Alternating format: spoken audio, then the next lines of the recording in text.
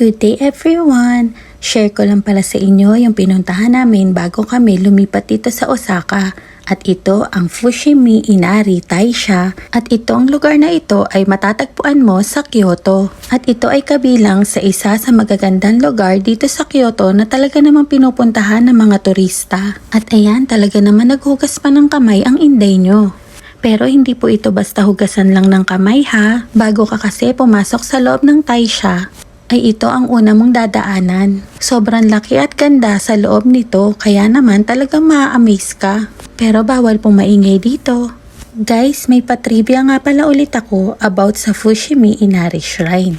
Fushimi Inari Shrine is an important Shinto shrine in southern Kyoto, and it is famous for its thousands of vermilion torii gates, which straddle a network of trails behind its main building. And it is one of Japan's finest historical treasures.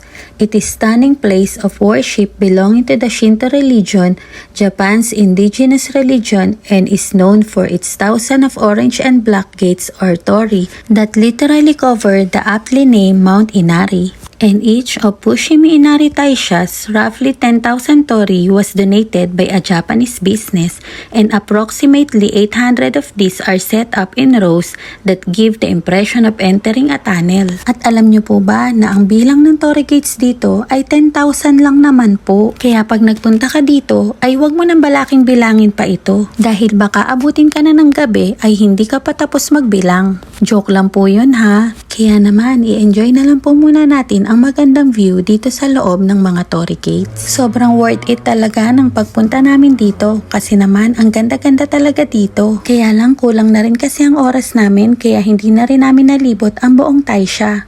Pero syempre, huwag kalimutang mag-pray at magpasalamat sa mga biyayang natatanggap natin sa araw-araw. At isa din naman yon sa dahilan kapag pumunta ka ng Taisha dito sa Japan. Kaya naman, sa mga nagbabalak pumasyal dito sa Japan, isama niyo na po ang Kyoto sa inyong bucket list. At huwag niyo pong kalimutang dumaan dito sa Fushimi Inari Shrine. At I'm sure mag-e-enjoy din talaga kayo. O ayan, at nag-feeling model pa talaga ang inday nyo. Syempre hindi yan papayag kapag wala yung solo video. Buti na lang matyagang mag-video ang asawa ko. Pero wag ka, naiinis na rin yan. Hindi lang talaga siya makaangal sa akin. Kaya naman love na love ko talaga yan. O paano guys, hanggang dito na lang po muna. Sana po ay nag-enjoy kayo. Lagi po nating tatandaan, let's spread love and good vibes. Salamat po sa panonood ng aking video.